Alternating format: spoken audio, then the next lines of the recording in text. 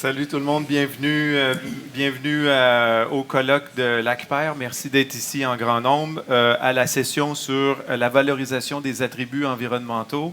Pendant une heure, on va avoir la chance d'avoir deux présentations de Sachi Menon et de Raphaël Duquette sur les valorisations des attributs environnementaux dans la production du GNR. Moi, je vais agir comme modérateur.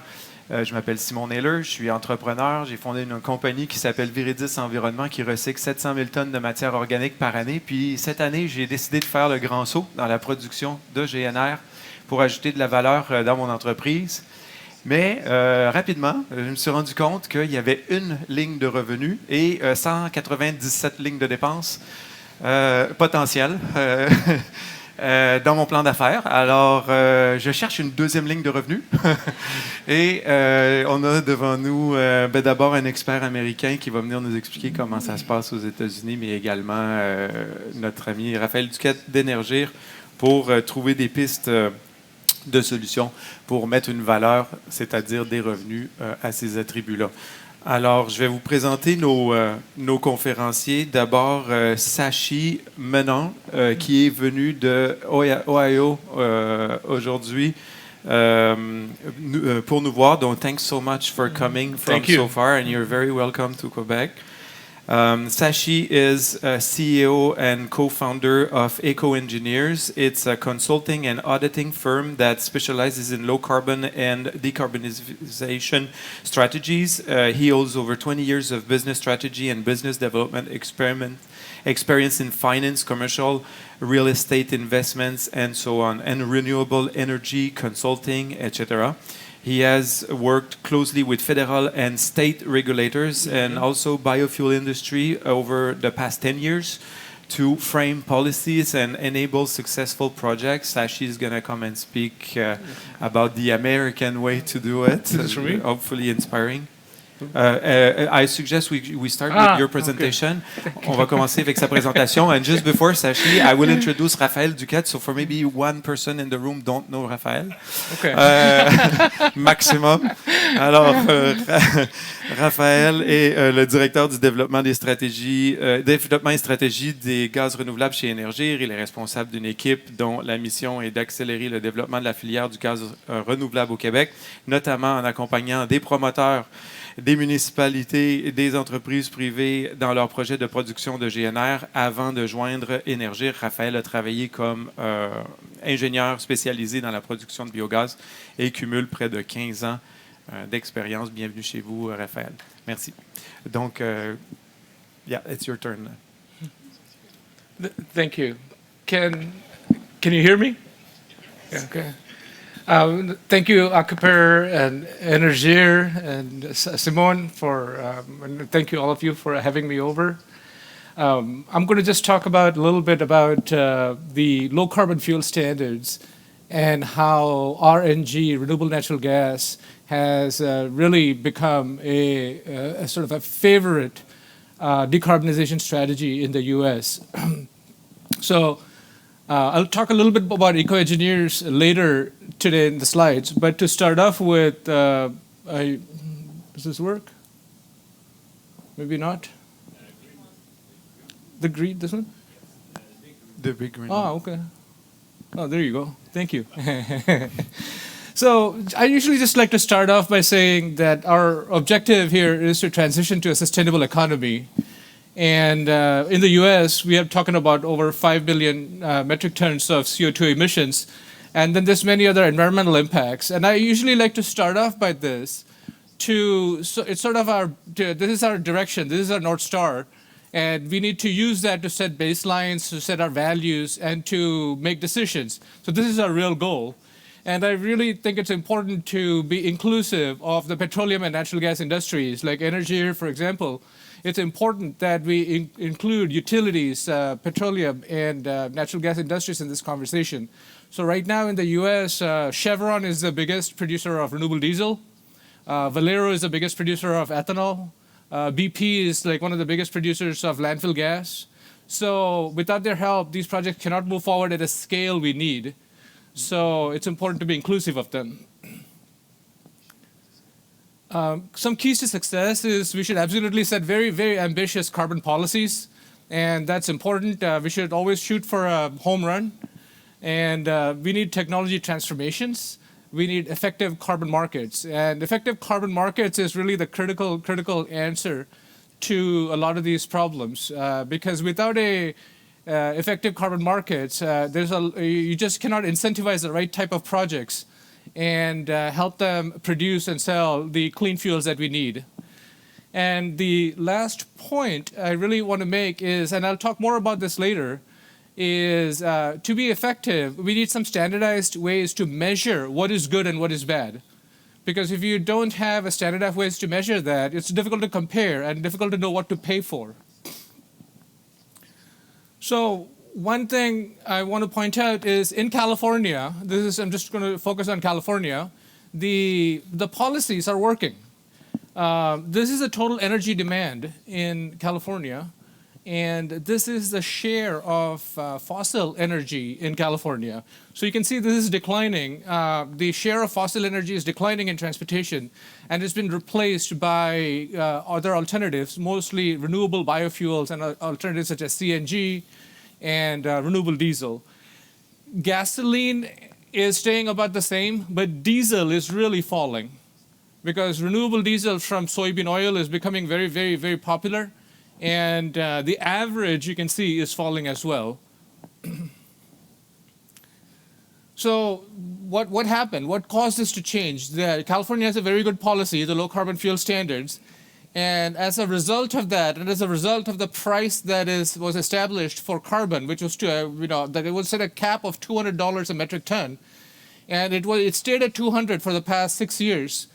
And because of that, we find like a lot of refineries, like petroleum refineries, are adapting their refineries to process soybean oil, waste oils, tallow, and they're producing renewable diesel now.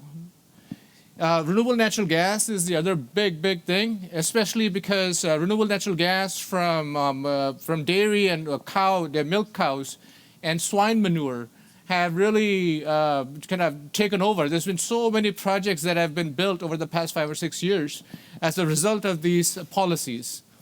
And the last big technology transformation that we're seeing is EV and hydrogen. EV and hydrogen, electric vehicles and hydrogen have not yet commercialized, but they have really captured everybody's imagination, and everybody wants them. And so because of that, the policies are paying special attention to them and creating like extra help, extra credits to promote these things. So these guys are all generating a lot of credits right now. So the credit bank is a good way to measure success. So this is the total amount of credits in a bank that is in excess of deficits. So if the credits are in excess of deficits, I keep them in the bank. They never die. And as the credit bank keeps increasing, prices fall. So that means there's too much clean fuel. It's too easy. So around this 2016, 2017, like California made it a little more difficult, made it a little more tight. They created a goal for 2030, and the credit bank starts falling. This means prices are going up. So this is where we saw all the RNG development really take off, because the price was $200 a metric ton for all this time. And because of that, now you're seeing this go up again. Because people are investing in projects, people are building projects, and now you have more credits again than deficits, and prices are falling. So this cycle should continue again and again and again. And that's what shows like a good policy, a good successful policy. So the finance flows really should be aligned with carbon reduction. And that's the key thing that I think I want to make. And LCFS has done it. In LCFS, the investments, which is the finance flows, are aligned with carbon reduction. So because it's a true carbon market. And in voluntary carbon markets, they're seeing a little bit of that, but not 100% aligned. But these other programs, like there's a federal program called RFS, there's tax credits, there's grants that are given out, there's ESG goals, companies just want green. These are not, the finance flows are not aligned with carbon reduction. They're paying for something green, something renewable, but now it's difficult to measure what is more green. So that's the problem we're seeing, and I think like we need to make sure that whatever we do, the finance flows must be aligned with carbon reduction goals. And in these cases, tax credits and grants, it's actually very easy. You could have carbon measurement requirements to select projects, but they rarely do that. It's not commonly done, but if you implement life cycle analysis and carbon measurements as a requirement to receive the grant or to receive the tax credit, then you find them to be more aligned. The money is going into the maximum reduction possible. So RNG is a decarbonization strategy. Essentially, that's what it is. It is helping decarbonize, and it's really driven by regulations and ESG goals. But the ESG goals want green gas, and the regulations in California are saying you must measure the carbon and we'll pay you for it. So it's a two fundamental difference in how it's done. So people can either buy RNG or they can invest in projects and own projects. If you are just going with a ESG goal, like a green goal, and you just want to buy RNG, you have to compete with the regulated market where the price is between $100 and $200 a metric ton. And nobody wants to sell you that RNG for anything cheaper than what they can get in the maximum market, the maximum value, which is in California. So a lot of people, what they're doing is they're investing and owning their own projects. And you invest in your own project, and then you own the gas, and sometimes they sell it to California for 3 years, for 5 years. And then the project is paid off. Then you own the asset for 15 years, 20 years. And you meet all your ESG goals with that. So there are people who are beginning to, especially the larger utilities and some, even the companies that are sort of driven to reduce their goals, they're realizing that owning their own project may be a better option than just buying in the marketplace. So RNG is still very small. It's less than 1% of the overall natural gas market, but it's important, because there's a lot of potential that is still not developed. There's plenty of farms, hog farms, dairy farms, manure, organic waste. They're all over, and if we can use them to produce RNG, then it'll grow to maybe 3%, 5%, some say 10%. I don't know the exact amount of RNG that's potential, but it's much more than what we are doing right now. So for the next 5, 10, 15 years, you can continue to see RNG project development. There won't be any problem at all. But in this space, one thing that we believe that is overlooked is the RSG. It's different from RNG. RSG is responsibly sourced gas. That's fossil gas. That's fossil natural gas. But they are doing things at the gas well to reduce methane emissions. So if you can that should also be incentivized, because everything counts. Everything counts. So if you can make gas and reduce methane emissions, not flare, reuse it, tighten the pipelines, all of that helps to the ultimate goal of decarbonization. So we do believe that RSG, which is fossil gas, but that's responsibly sourced, should be part of this conversation. And that could have a big impact on all this. But there's really no incentive in these markets to do that right now. So another reason to really promote RNG is just natural gas volatility. I mean, the prices have really gone up recently. It can happen again at any time. So in this context, to have another fixed source, locally made and dependable is a good option. So just a little bit on pricing and what causes the pricing in California to be so crazy, actually. There's the value of dairy renewable natural gas in California right now. It could be up to $90 an MMBTU. An MMBTU is 1 gigajoule. So $90 a gigajoule, that is that's a very, very, very expensive gas. And so who's going to pay for that? The people who are paying for that are people who have compliance costs. Yeah. Keep going. No. It's a very important question right now. Like, so what do you do? Like, you want energy or utilities to compete with this. It's impossible, because you cannot compete with this. The people who are paying for this are like the Exxon Mobils, the Shell. They have compliance cost, and they have to buy this. So, but this is really coming from two sources. One is a federal program, and one is a California program, and you can put them on top of each other. But if you sell this outside of California, you only get the federal credit. You don't get this. So it's half the price. So dairy, swine, and landfill diverted organics are eligible for landfill diversion, for methane diversion, and they get the credits for that.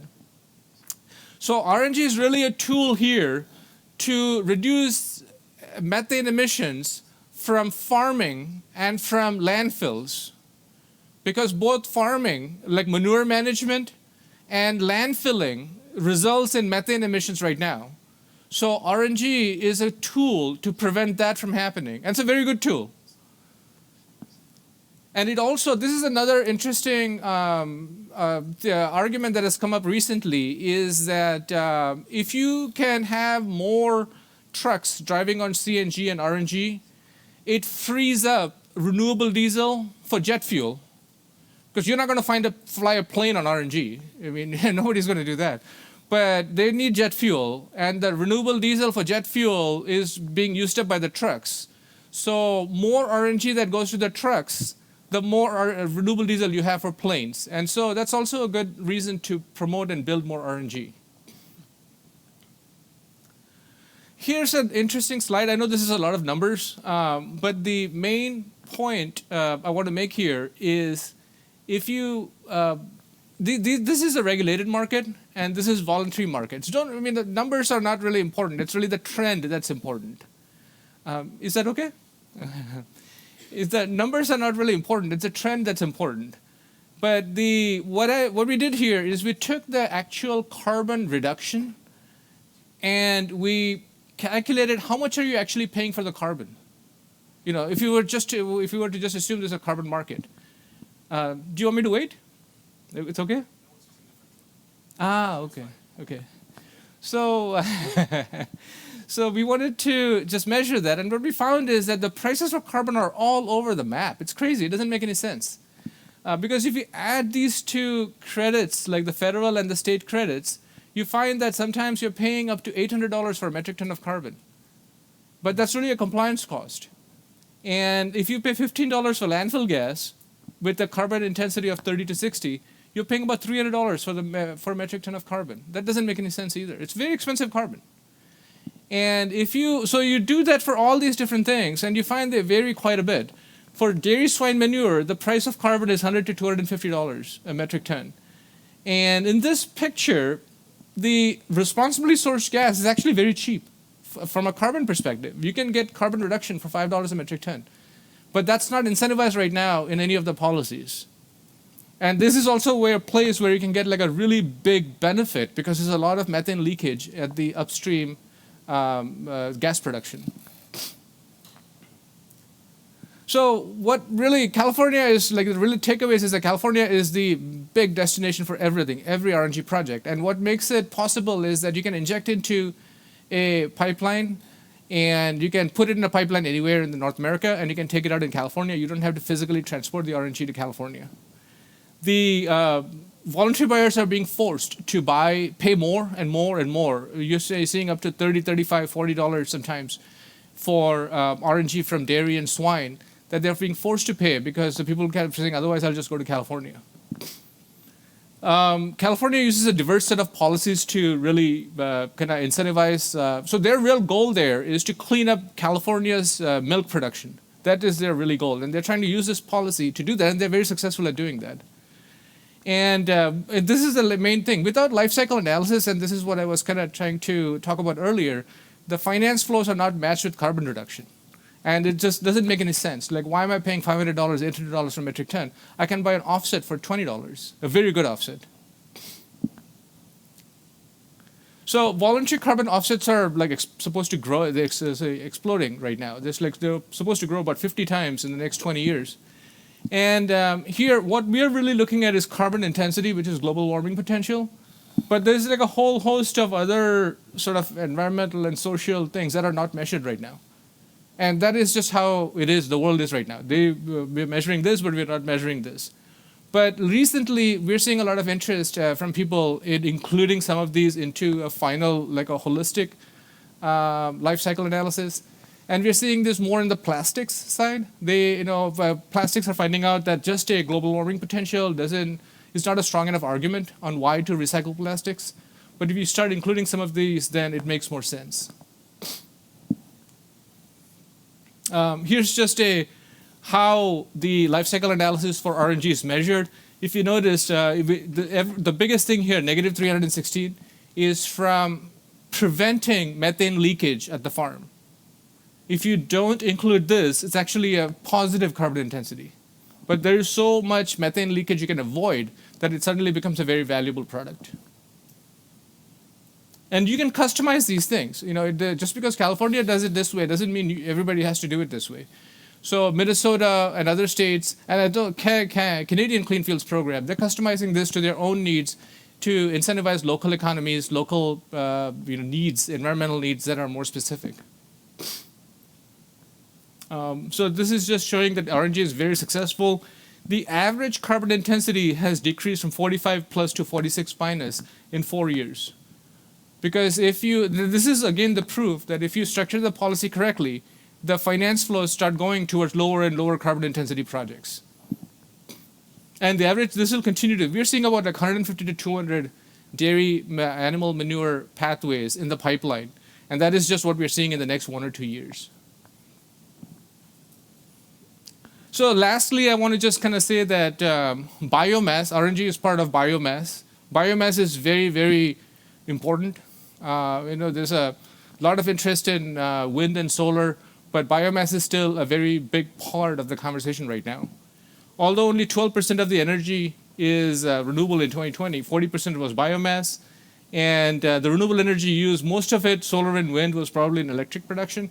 But the biomass really dominated transportation fuels. Ethanol, biodiesel, renewable diesel, and RNG are all made from biomass. And without biomass, this conversation would be very difficult. So to truly address the needs of biomass and what we need to do, the conversation needs to talk about fertilizer production, manure management, land use change, low carbon practices, and alignment of food and fuel policies. Because all this time, the problem with biomass, especially corn and soybean, has been food or fuel, food or fuel. But going forward, we're seeing it must be food and fuel. Food or fuel is not working anymore. So how do you do that? How do you effectively create a world in the next 10, 20 years where there's enough biomass from agriculture and other sources that meets the demand for food and fuel?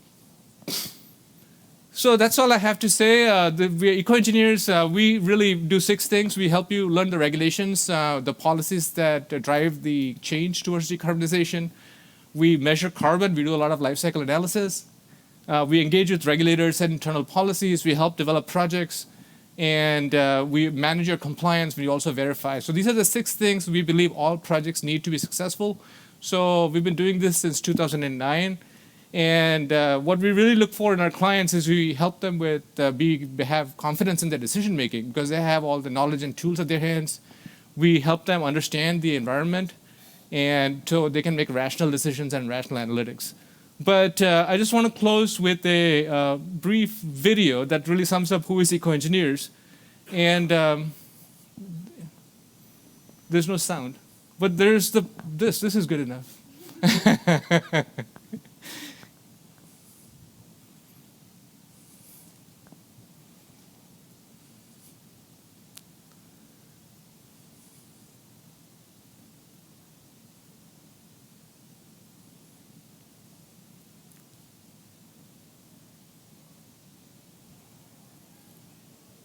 The music makes it a little more fun, but it's better than nothing.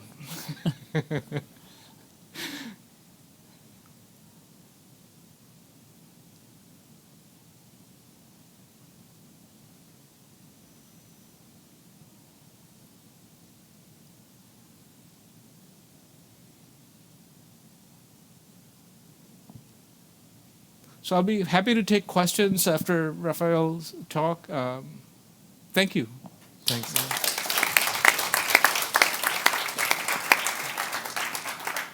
Thank you so much, Sashi. Gosh, you need to come back here very soon. So, Raphaël, it's your turn right now.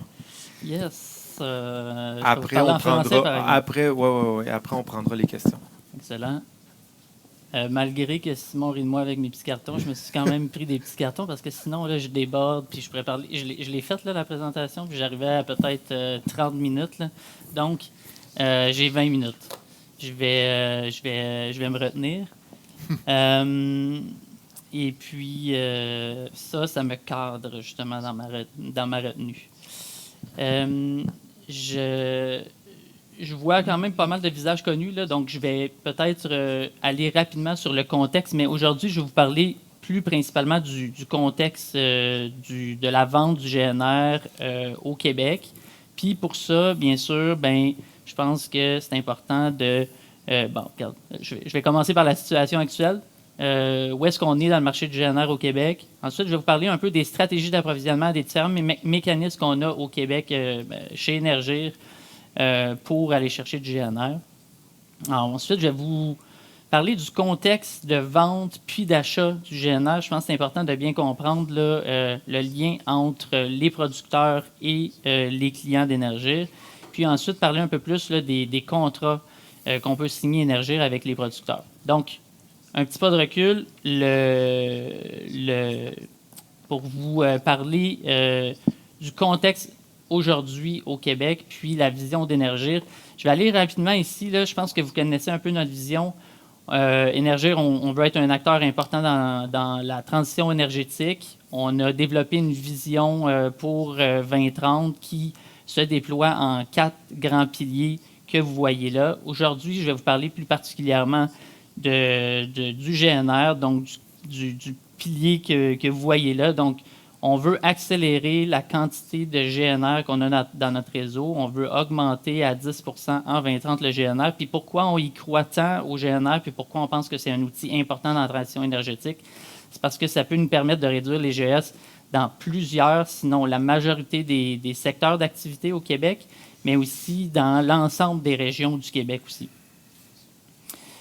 On n'est pas les seuls à croire aux bienfaits du GNR comme outil de transition énergétique. Le gouvernement du Québec a posé plusieurs gestes dans le développement de cette filière, a démontré qu'il croyait au développement du GNR là, pour justement atteindre nos objectifs de réduction de GES, de développement économique. Ça a commencé en 2009 avec le bannissement de l'enfouissement et la création du PTMOBC pour subventionner les projets de biométhanisation.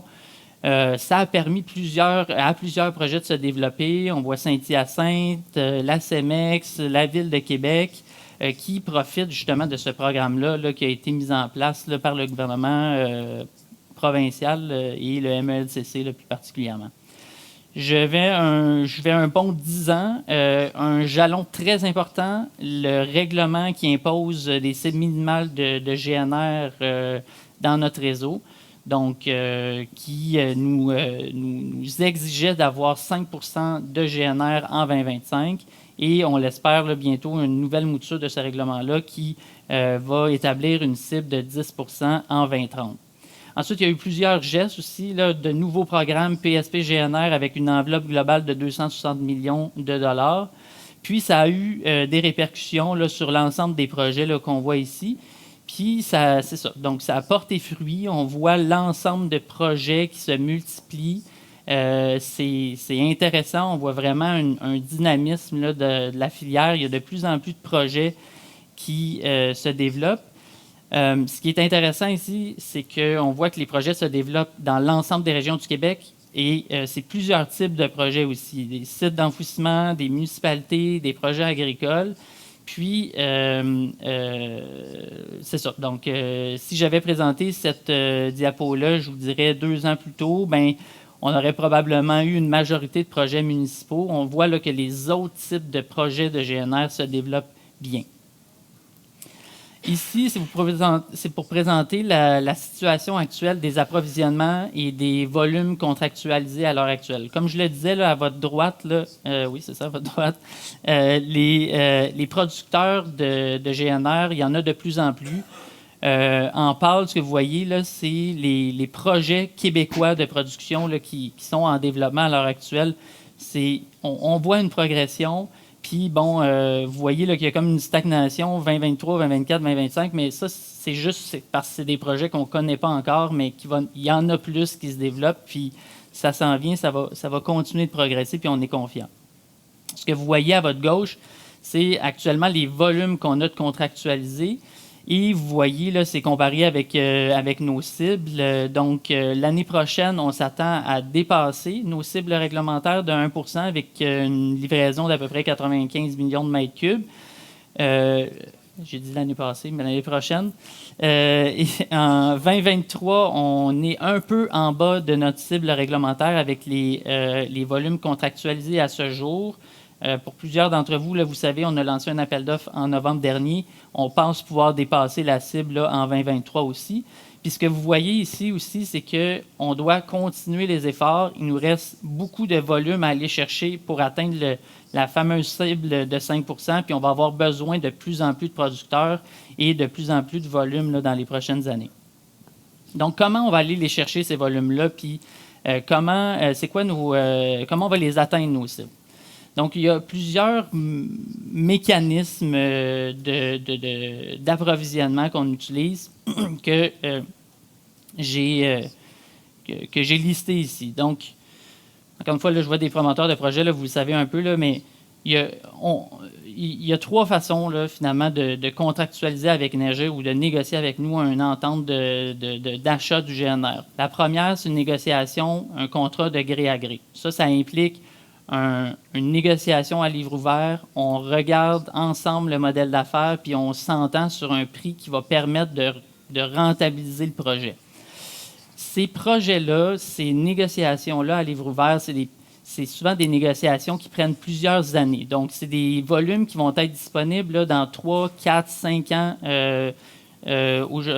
si on commence à les négocier aujourd'hui. Donc, il faut le prendre en considération dans nos approvisionnements pour atteindre nos cibles. Ensuite, l'autre mécanisme qu'on utilise, c'est les appels d'offres. Donc, le mécanisme d'appel d'offres, c'est pas à livre ouvert, c'est en compétition entre les différents producteurs. On regarde différents critères, bien sûr le prix, mais la provenance aussi géographique du GNR, le type de GNR, l'intensité carbone du GNR pour établir quel projet va être choisi dans les appels d'offres. Puis ces volumes-là, ces approvisionnements-là, on s'attend à les recevoir là, sur un horizon plutôt de 2 ans. Puis ensuite, finalement, il y a des contrats plutôt à court terme, avec des contrats justement de moins de 2 ans, puis qui peuvent nous permettre, sans passer par un appel d'offres ou des négociations à long terme, d'aller chercher des volumes qui vont nous permettre, pour une année donnée, d'atteindre une cible. Là, si on n'avait pas assez de volume pour atteindre, par exemple, une cible en 2025, on est à 10 millions de mètres cubes d'atteindre la cible, bien, allons chercher des volumes là, qui vont nous permettre d'atteindre cette cible-là. Ce que je n'ai pas dit ici, là, c'est qu'on peut aller jusqu'à 20 ans là, pour les contrats d'approvisionnement, mais je vais en parler un peu plus tard. Je vous parlais des appels d'offres. Ça, c'est les résultats de l'appel d'offres qu'on a fait, les résultats préliminaires ou sommaires de l'appel d'offres qu'on a fait l'an dernier. Donc, vous voyez là, on a lancé un appel d'offres pour environ 50 millions de mètres cubes. On a reçu des réponses qui totalisent environ 220 millions de mètres cubes annuellement. Il y a eu un grand intérêt, engouement pour l'appel d'offres qu'on a lancé. Ce qui est intéressant, c'est qu'on a des volumes qui viennent de divers types de projets, sites d'enfouissement, encore une fois, agriculture, agricoles, municipaux.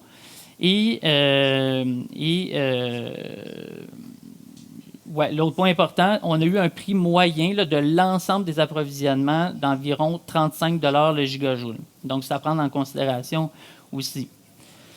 Point à noter que je veux partager là, pour avoir une certaine prévisibilité dans le temps pour les producteurs de GNR qui voudraient commencer leur projet. Nous, on veut prévoir, envoyer un signal de marché comme quoi on veut des volumes. Vous le voyez, là, on a besoin des volumes en 2025. Donc, on va vouloir des volumes annuellement. On va lancer des appels d'offres de façon annuelle. Donc, nous, notre objectif, c'est de lancer pour que le marché soit le marché soit conscient ou dynamique ou qui prévoit, qui voit, qui a une vision un peu des volumes qui vont être demandés, mais on veut lancer des appels d'offres annuellement. Voilà. Donc, je pense que c'est important aussi de comprendre le contexte de vente. Là, j'ai parlé de comment on va acheter le GNR. Je pense que c'est important aussi de parler de comment on va le vendre, le GNR. Vous le connaissez, là, je vais pas, j'ai pas à convaincre personne là, autour de la table. Là. Je pense que vous savez, le GNR, ça a plusieurs avantages pour nos clients. Peut-être que vous ne le savez pas, mais il y a une certaine flexibilité qui est offerte au niveau du GNR. Ça permet d'y aller graduellement. Tu peux y aller avec 10 % de ta consommation ou 100 % ou peu importe entre les deux. Donc, ça permet, selon ton budget, de choisir là, combien de GNR que tu voudrais sur ta facture. C'est économique. Pour les consommateurs de gaz naturel, il n'y a pas besoin d'ajout de nouveaux équipements ou de changer les équipements. Tu peux passer à l'énergie renouvelable sans avoir à faire d'investissement. Et c'est carboneutre. C'est reconnu par le gouvernement, le SPED, comme carboneutre.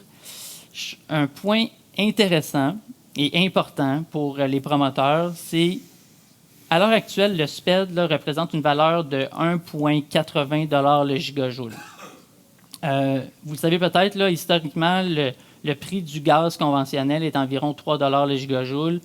Maintenant, il est environ à 7 $ le gigajoule.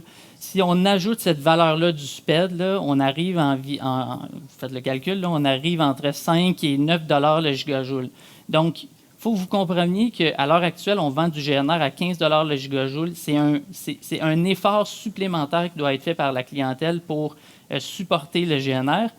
Mais on a quand même des clients qui comprennent que cet effort-là est important. On a de plus en plus de clients, malgré ce que disait le Devoir ce matin, qui demandent d'avoir du GNR, puis qui en veulent, puis qui lèvent la main, oui, on en veut, puis on veut être carboneutre. Donc, c'est la situation dans laquelle on est. Nous, Énergir, on est un peu l'entremetteur entre le producteur et nos clients. Ce qui est important à tenir, là, il y a deux grands concepts à retenir. Là. Nous, Énergir, on est tenu par la loi à vendre le gaz naturel, ou le GNR, au même prix qu'on l'achète. Et on ne peut pas acheter plus de GNR que nos cibles réglementaires ou notre demande volontaire. Donc, on doit s'assurer de trouver un juste équilibre entre donner un prix suffisant pour atteindre nos cibles et maximiser la demande volontaire pour justement maximiser la quantité de GNR qui va être demandée par nos clients. Donc, on doit répondre aux attentes des producteurs qui demandent un prix plus élevé pour atteindre la rentabilité de leur projet, tout en maintenant l'équilibre pour nos clients volontaires qui, eux, veulent un prix qui est aligné avec leur capacité d'achat. Donc, économie 101, là, offre et demande, il faut trouver un point qui va faire en sorte qu'on va optimiser la demande volontaire tout en donnant un prix qui est intéressant pour les producteurs. Ah oui, j'ai bien fait de me prendre une petite note. Autre point important, les attributs environnementaux. On a parlé beaucoup des attributs environnementaux. Je suis ici pour parler des attributs environnementaux. Au Québec, on ne peut pas dissocier la molécule de l'attribut environnemental. C'est impossible de le faire. On ne peut pas vendre à nos clients un attribut puis une molécule séparée. C'est pas possible. Quand on vend du GNR, c'est une molécule de gaz renouvelable qu'on vend à nos clients. Et ça, je pense que c'est important de le garder en tête. C'est pas possible de le dissocier selon la loi. Évolution des conditions d'achat. Donc là, je vais vous parler un peu des contrats puis de l'évolution. Nécessairement, là, puis là, je ne sais pas, je suis rendu à combien de temps, mais je me fie à toi. Donc, conditions d'achat. Le marché du GNR a évolué beaucoup là, dans les dernières années, vous le savez, et puis il a fallu qu'Énergir et les parties prenantes soient conscients de ça, puis évoluent au fil des années. On est parti, la première offre qu'on a fait là, au départ là, pour acheter du GNR, c'était basé sur le coût évité. Je vous ai parlé du coût du SPED là, à 1,80 et du prix du gaz naturel, c'était ça. Donc, c'était d'offrir aux producteurs le prix évité là, pour nos consommateurs. Donc, il n'y avait pas d'impact sur nos consommateurs. Donc, ça donnait un prix d'environ 5 $ le gigajoule, là, dépendant de l'évolution du prix du gaz naturel. Ensuite, on a réalisé que ce prix-là, c'était pas suffisant, ça ne faisait pas lever des projets. Donc, on a fait une étude sur les coûts de production des projets de GNR, puis avec Aviseo, et on a établi un tarif de rachat garanti qui a été proposé à la Régie de l'énergie qui se basait sur les coûts de production. Donc, on est arrivé à une valeur entre 10 et 22 $ le gigajoule. Ensuite, pour l'étape B, nous avons présenté l'étape B. Là, je vois 5 minutes. Là. Pour l'étape D, on a proposé quelque chose à la Régie qui a été accepté par la Régie. C'était de nous laisser acheter des volumes de GNR qui représentaient 1 % de, en fait, notre première cible réglementaire, donc 1 % de nos livraisons, à un prix moyen d'approvisionnement de 15 $ le gigajoule. Ça voulait donc dire qu'on pouvait payer des volumes de GNR plus cher, mais qu'il fallait aussi en payer moins cher pour qu'au niveau de notre approvisionnement global, ça équivaut à 15 $ le gigajoule. Tout dernièrement, il y a quelques semaines, on a déposé à la Régie un système similaire, mais avec un prix moyen d'approvisionnement de 25 $ le gigajoule et un prix maximum pour un projet de 45 $ le gigajoule. En ce moment, c'est en train d'être analysé par la Régie. Puis on pense qu'avec ces prix-là, on va être en mesure d'offrir un prix intéressant pour les producteurs. Puis malgré ce que je vous disais, qu'il n'est pas possible de dissocier les attributs environnementaux de la molécule, on pense qu'avec des prix comme ça, on est capable de reconnaître la valeur des attributs environnementaux qui pourraient être disponibles sur les autres marchés, bien que c'est comme je dirais, un prix bundle là, qui inclut les attributs et la molécule. Bien, on pense qu'à des prix comme ça, on serait capable justement d'offrir une valeur qui est intéressante, peu importe les projets. Je vais passer ça si je répète la même affaire. Donc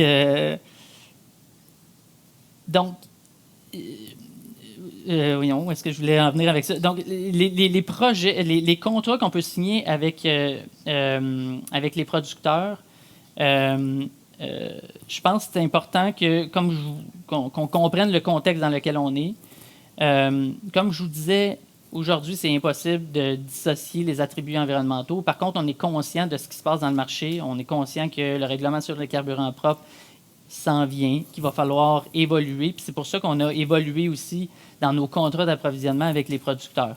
Il y a une chose qui, je pense que c'est important, là, les producteurs ou les promoteurs de projets qui sont ici, là, ce que je veux que vous reteniez ici, là, c'est qu'on est ouvert à la discussion, peu importe le type de contrat que vous voulez. Mais il y a des éléments de base qui ne sont pas négociables. Donc ça, c'est en gros les caractéristiques qui sont négociables ou pas dans un contrat. Le premier élément, là, quand on achète du GNR, il faut que ça soit de sources renouvelables. Ça, c'est non négociable. On ne peut pas changer ça. Le GNR qu'on achète, c'est renouvelable. Ensuite, ces caractéristiques-là, c'est les caractéristiques de base qui sont approuvées par la Régie de l'énergie puis qu'on peut négocier. Donc, les volumes. Est-ce que vous voulez nous vendre 100 % des volumes ou seulement une portion des volumes? Il y a de l'ouverture de ce côté-là. Les durées des contrats, ça peut aller jusqu'à 20 ans, mais dépendant des besoins du producteur, on peut varier un peu la durée du contrat. Et le prix, donc, comme je le disais, ça peut être à livre ouvert, négociation pour avoir une rentabilité du projet, ou selon le type de projet, l'intensité carbone du projet, on peut définir une valeur qui va faire en sorte que ça va être juste pour le producteur. plus spécifiquement sur les attributs, il y a de plus en plus de producteurs qui sont conscients justement du règlement sur les carburants propres qui s'en viennent. À l'heure actuelle, nos contrats de base là, stipulent que Énergir prend la possession de l'ensemble des attributs environnementaux.